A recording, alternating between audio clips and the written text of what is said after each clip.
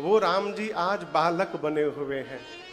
यही विधि राम जगत पितु माता, अयोध्या वासियों को सुख देने के लिए जगत का पिता आज पुत्र बना हुआ है। इस प्रसंग को बड़े ध्यान से समझिएगा। बिना नीचे उतरे आप समाज को सुख दे ही नहीं सकते।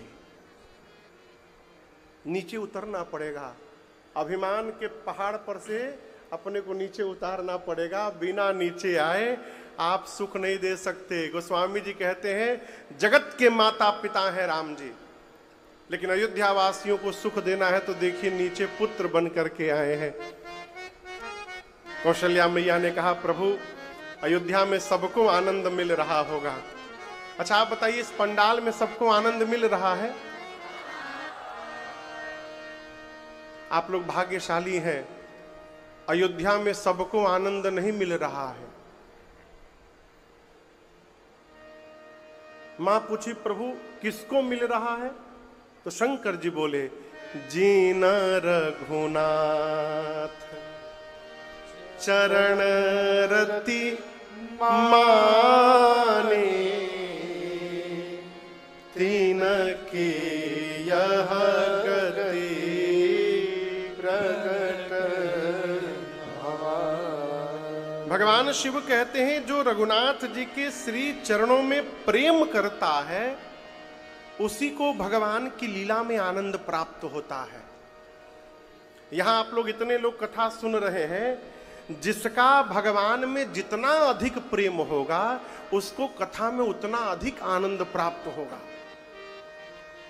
सबको एक समान आनंद नहीं मिल सकता। शंकर भगवान बोले जो अयोध्या में राम जी के चरणों में प्रेम रखता है उसी को इस लीला से सुख मिल रहा है। पार्वती मैया बोली नाथ क्या अयोध्या में भी कोई है जो राम जी को प्रेम न करे?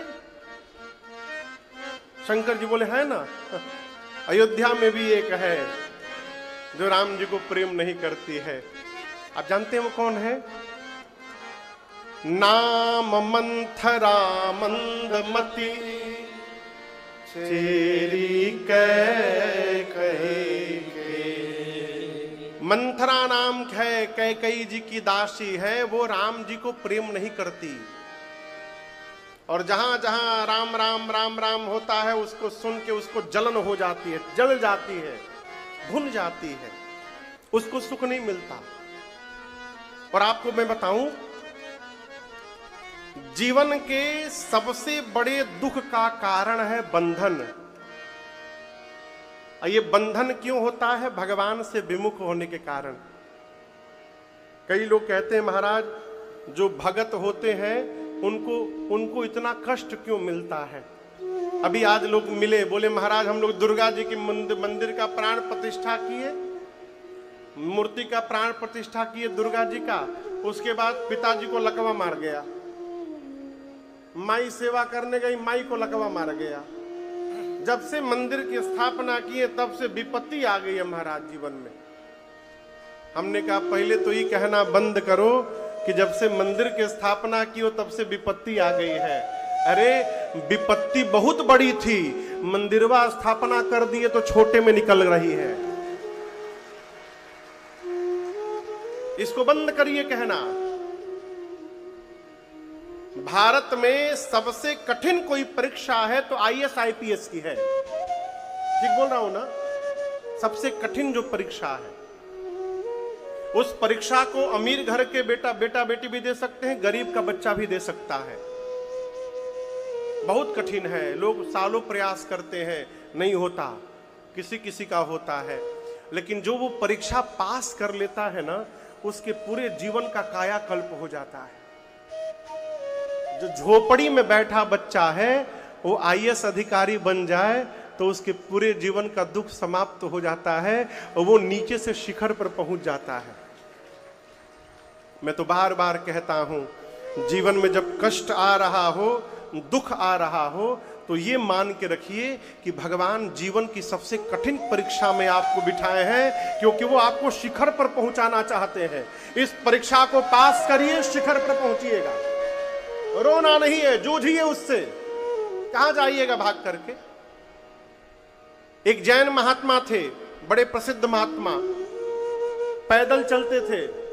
राजदीप भैया, वो पैदल चलते थे तो उनके पीछे गाड़ियों की लाइन लगी रहती थी, धीरे धीरे गाड़ियां चलती थी। किसी पत्रकार ने पूछा महात्मा जी से कि मुनि जी आप पैदल चल रहे हैं, आपके पीछे इतनी गाड़ियां दौड़ रही हैं, किसी में बैठ जाइए। मुनि जी बोले मैं पैदल चल रहा हूं इसीलिए गाड़ियां चल रही हैं, जिस दिन मैं गाड़ी में बैठ जाऊंगा मेरे पीछे कोई गाड़ी नहीं दिखाई पड़ेगी आपको। ये कहने का अर्थ है जिससे जितना भागिएगा वो उतना पीछा करेगा, और जहां डट कर सामना कर लीजिएगा दोबारा आपको दिखाई देने वाला नहीं है वो। इसलिए जीवन में समस्या आवे, संकट आवे तो भागिए मत, उसके सामने जाके खड़े हो जाइए और इतना कहिए कि मैं रघुनाथ जी का दास हूं, तुम मेरा कुछ नहीं बिगाड़ सकते हो।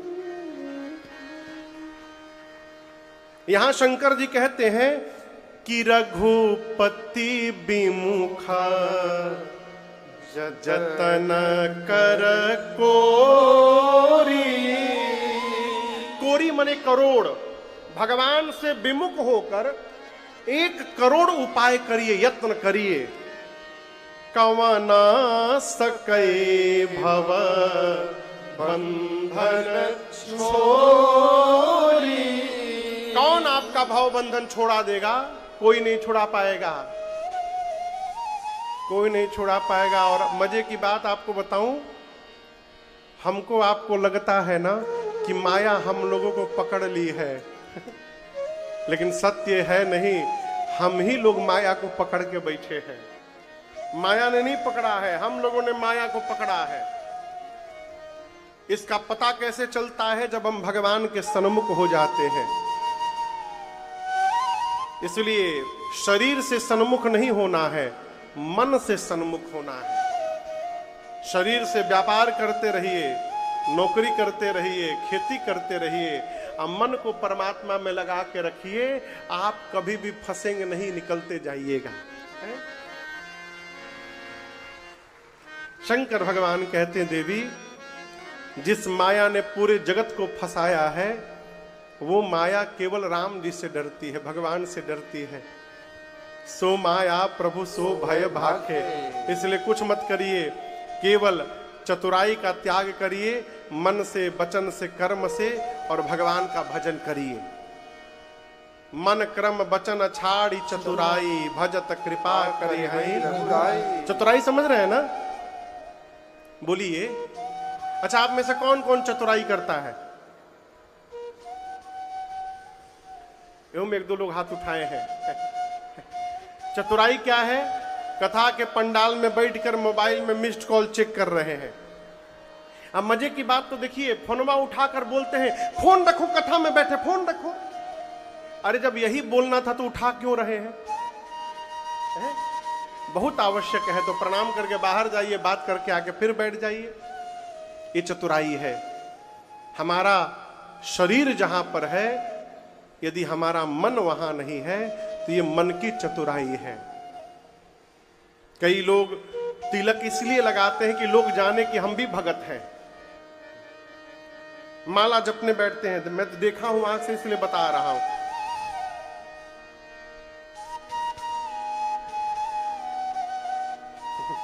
नया लाए हैं, इसलिए माला जपते हैं कि लोग जाने कि हम भगत हैं। ये चतुराई है। और दूसरे को उपदेश दे रहे हैं, कथा में कह रहे हैं कि भाई से प्रेम से रहिए, और अपने भाई से केस लड़ रहे हैं। ये वचन की चतुराई है। और मैं नहीं बोल रहा हूं, भगवान शंकर बोल रहे हैं। मन से, वचन से और कर्म से जब तक चतुराई समाप्त नहीं होगी, कुछ भी कर लीजिए, कुछ प्राप्त होने वाला नहीं है। इसलिए सबसे पहले चतुराई छोड़िए, चतुराई इसका त्याग करिए। शंकर भगवान ने मां को समझाया। इधर एक दिन मां कौशल्या जी राम जी को खूब सुंदर सजाई, अमृत पान कराकर डिठौना, यहां डिठौना समझते हैं ना? हाँ, काला टीका, काजल का। हाँ। आजकल नहीं लगता बच्चों को, डॉक्टर ने मना कर दिया काजल मत लगाना। वो लेखमी वाला लगाएगा तो इन्फेक्शन हो जाएगा। माताएं जो घर में बनाती हैं असली काजल, उसको लगाने से कोई इन्फेक्शन नहीं होगा। शुद्ध काजल जो घर का होता है, माताएं डिठौना लगाती हैं। राम जी को मां ने काला टीका लगाया और पालने में मां ने अमृत पान करा करके सुला दिया। राम जी जब सो गए, उसके बाद मां अपने कुल के देवता भगवान श्री रंगनाथ की पूजा करने के लिए कुछ पकवान बनाई और जाकर मंदिर में मैया ने भोग लगाया।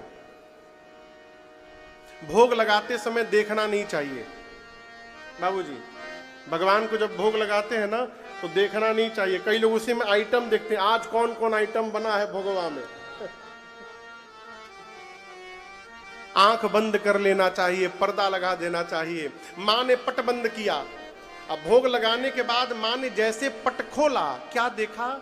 जिन राम जी को पालने में सुला के आई थी, वो राम जी मंदिर में बैठकर भोग पा बुलाने गए तो राम जी और भाग गए, ठुमुक ठुमुक भाग गए भगवान। कौशल्या रानी है। राम जी कहना चाहते हैं, मैं राजा रानी के बस में आने वाला नहीं हूं। जिस राम जी को राजा नहीं बुला पाए, जिस राम जी को कौशल्या रानी नहीं बुलाई पाई, उस राम जी को निगमनेति शिव अंत न पावा। वेद और भगवान शंकर जिनका अंत नहीं पा पाए, उस राम को ताहि धर जननी हाथी धाम। उन राम जी को जननी ने दौड़कर पकड़ लिया। किसने पकड़ लिया? जननी ने, मां ने।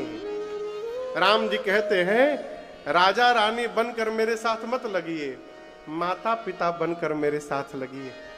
और यहां एक बड़ी अच्छी बात मैं आपको बताऊं, राम जी जब राम दशरथ जी के पास आए हैं ना, तो आपको लग रहा हो कि राम जी बड़े सीधे थे, लेकिन राम जी पता है दोस्तों के साथ क्या गेम खेल रहे थे बाबूजी?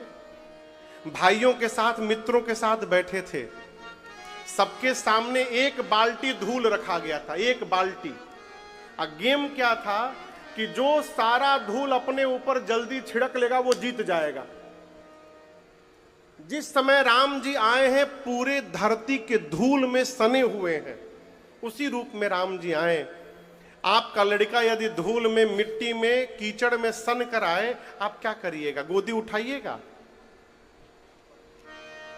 बोलिए, कोई नहीं उठाएगा। लेकिन यहां दर्शन करिए, जैसे राम जी आए, बाबा कहते हैं, धूसर धूरी भरे तन आए, धूसर धूरी भरे तन आए, भूपति बेहसे गोद बैठाए, भूपति बेहसे गोद बैठाए। हाँ, भूपति बेहसे गोद बैठाए। मैंने अपनी आंख से देखा है, मैंने। पिताजी तैयार होकर बैठे थे कहीं जाने के लिए, नया कपड़ा क्रीच लगा हुआ पहने थे।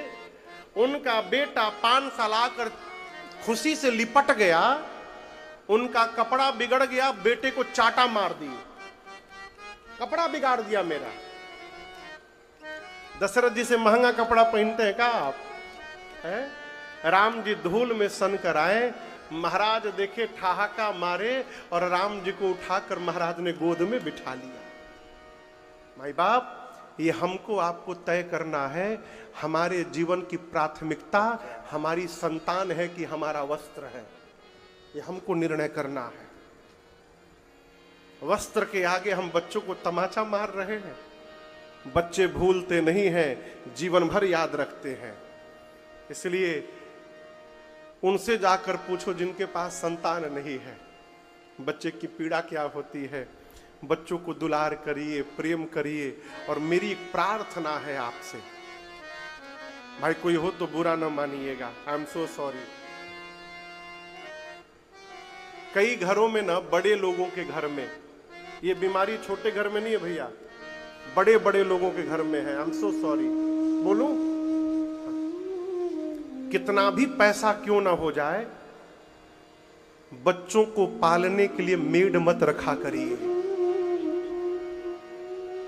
कौशल्या जी से अधिक रुपया है, क्या लगे आपके हैं? दशरथ जी से अधिक संपत्ति नहीं है ना। दशरथ जी की संपत्ति को देखकर कुबेर को लज्जा आती थी, उतना धन कुबेर के पास नहीं था। लेकिन कौशल्या मैया ने राम जी की सेवा के लिए किसी दासी को नहीं रखा था, स्वयं अपने हाथों से राम जी की सेवा करती थी मां। जिस बेटे को, जिस बच्चे को मेड पालेगी, वो मां की ममता क्या जानेगा हो? वो क्या जानेगा मां की ममता क्या है? उसको तो मेड ने पाला है, वो तो मां से कोसों दूर है। इसलिए मेरी प्रार्थना है, आपके घर में यदि बच्चे ने जन्म लिया, बेटा बेटी ने, कलेजे में लगा के उसको रखिए। छोटे बच्चों को भूल कर भी हॉस्टल में न भेजिए। 8-8 साल के बच्चों को लोग हॉस्टल में डाल दिए हैं। कहा है बढ़िया पढ़ाई होगा, क्या पढ़ाई होगा, खाक होगा। आज तुम हॉस्टल में डालो, वो बड़ा होके आपको ना हॉस्पिटल में डाला तो मेरा नाम बदलिएगा। वो बुढ़ापे में हॉस्पिटल पहुंचाई, सेवा नहीं करेगा आपकी है? बड़े हो जाएंगे तो चले जा ही जाएंगे हो। 12 क्लास पास करने के बाद कौन बच्चा घर में रुक रहा है? जो बाहर गया सो गया। जब तक बच्चे हैं सीने से लगा के रखिए माई बाप। बच्चे जब सीने से लगे रहते हैं ना, वो माता पिता की ममता जानते हैं, प्रेम जानते हैं। वो आपके बुढ़ापे में आपको अपने सीने से लगा के रखेंगे। श्री दशरथ जी महाराज ने राम जी धूल में सन कराए ना, भूपति बिहसी गोद बैठाए। महाराज ठहाका मारे, राम जी को उठाकर गोद में ले लिए अपने, खूब दुलार किए। ये बाल लीला प्रभु की चलती रही। चूड़ाकरण के बाद अब यज्ञोपवीत संस्कार हुआ। यज्ञोपवीत जानते हैं? जनेऊ आप लोग का हुआ है? कौन कौन होने के बाद पहन रहा है? हाथ नीचे करिए। कौन होने के बाद अब तक नहीं पहना है? में उठाए हैं लोग। चलिए कोई बात नहीं, लेकिन मैं निवेदन करूं, यज्ञोपवीत धारण करना चाहिए। क्यों?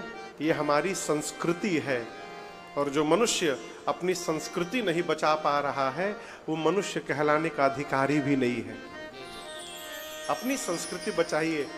बुरा ना मानिएगा, आज कोनो फिल्म का हीरो यहां दाढ़ी रख ले, यहां दाढ़ी, हमारे यहां बोक की दाढ़ी होती है, यहां पर बोक की, बकरी की, यहां दाढ़ी रख ले तो सब लोग फैशन में रख लेंगे।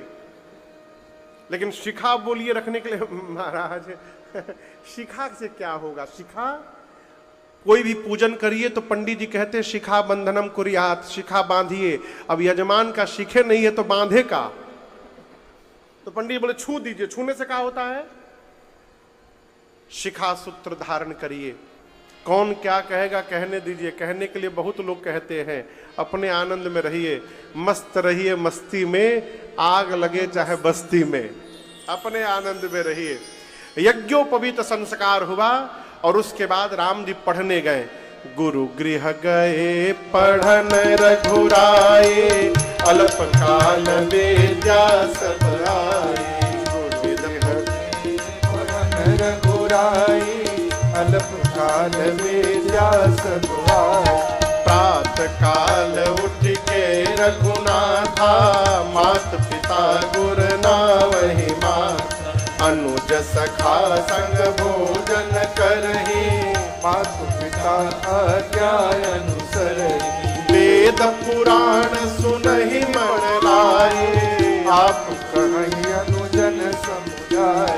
आयसु मांग करही पुर काजा, देख चरित हर सही मन राजा। राम जी गुरुकुल पढ़ने गए, गुरु जी के पास पढ़कर आए। क्या संस्कार से पुष्ट होकर आए? क्या संस्कार? प्रातः काल उठने के बाद माता पिता श्रेष्ठ जनों को प्रणाम करना है। रात को सोने से पहले, सुबह जगने के बाद पहला काम क्या करना है? घर के बड़ों को प्रणाम करना है। और ये बताना नहीं है बच्चों को, अपने रहना है। जब हम अपने माता पिता को प्रणाम करेंगे तो हमारे बच्चे हमको भी प्रणाम करेंगे। संस्कार बताने के लिए नहीं होता, संस्कार रहने के लिए होता है। आपसे चर्चा कर रहा था मैं गाड़ी में आरपी गोयनका साहब की। उनके यहां हम लोग कथा में थे महाराज जी के साथ, तो उनके मंदिर के बगल में, कलकत्ता के बगल में, मंदिर के बगल में एक बिल्डिंग है जिसमें मंदिर का फ्लैट है, उसी में हम लोग रुके थे। तो एक बार महाराज जी के साथ लिफ्ट में मैं चढ़ा और जिस फ्लोर पे हम लोग थे उसी फ्लोर में किसी फ्लैट का एक आदमी अपने 7-8 साल के बेटे के साथ चढ़ गया। महाराष्ट्री मैं, वो बाप बेटा, लिफ्ट बंद भई। उसने बेटे से कहा महाराज को धोख खा। मारवाड़ी में प्रणाम करने को कहते धोख खाना। वो बेटे से बोला महाराज को धोख खा। बेटा बोला फिर बोला धोख खा महाराज को, बोला 3 बार बोला। उसने तीनों बार प्रणाम नहीं किया बेटे ने। चौथी बार उसने मारा एक चाटा बेटे को। महाराज जी बोले अरे बच्चा है मत मारो, बच्चा है, छोटा बच्चा है। तब तक हम लोग पहुंच गए ऊपर। बाहर निकले, वो लोग बाएं मुड़े, हम लोग दाहिने। 2 कदम जाकर महाराज जी वापस मुड़े, कहे भाई साहब इधर आइए बेटे के साथ। आया लेकर के, मैं खड़ा हूं पीछे। महाराज जी बोले कि आपने 3 बार बेटे को कहा कि प्रणाम करो, इसने प्रणाम नहीं किया, आपने बेटे को चाटा मार दी। आप बाप हैं, आपने जानने का प्रयास किया कि आपके बेटे ने मुझे क्यों प्रणाम नहीं किया? बोला नहीं महाराज। महाराज जी बोले मैं बता रहा हूं, जब बाप होकर तुमने प्रणाम नहीं किया तो बेटा तो तुम्हारा ही है, वो कैसे प्रणाम करेगा? ये बात मुझे भूलती नहीं है। राम जी प्रातः काल उठकर माता पिता को प्रणाम करते हैं। माता पिता से अनुमति लेकर के पहले भोजन करते हैं मित्रों के साथ, वेद पुराण की कथाओं को स्वयं सुनते हैं, बाद में भाइयों को सुनाकर समझाते हैं। और सबसे अच्छी बात मैं बताऊं राम जी की, कोई भी काम करना होता है तो पहले पिताजी से जाकर अनुमति मांगते हैं। आयसु मांगी करही पुर काजा, देखी चरित हरसई मन राजा। श्री राम जी पिताजी से बिना पूछे कोई काम नहीं करते। ये राम जी का चरित्र है। राम कथा सुन रहे हैं आप लोग तो स्वभाव बनाइए, घर में श्रेष्ठ से बिना पूछे कुछ न किया जाए। आपके पिताजी यदि बुजुर्ग हैं, बिस्तर पर लेटे हैं, 80 साल अवस्था है, उसके बाद भी पूछिए, लेकिन महाराज करना तो हमको है, पिताजी को तो कुछ नहीं करना है। ठीक है, करना आपको है, लेकिन जब आप उनसे पूछ कर करिएगा ना तो उस समय उनके जो हृदय को सुख मिलेगा, उस सुख की बराबरी दुनिया की कोई टॉनिक और दवाई नहीं कर सकती। राम जी पूछ पूछ कर व्यवहार करते हैं। भगवान पढ़ करके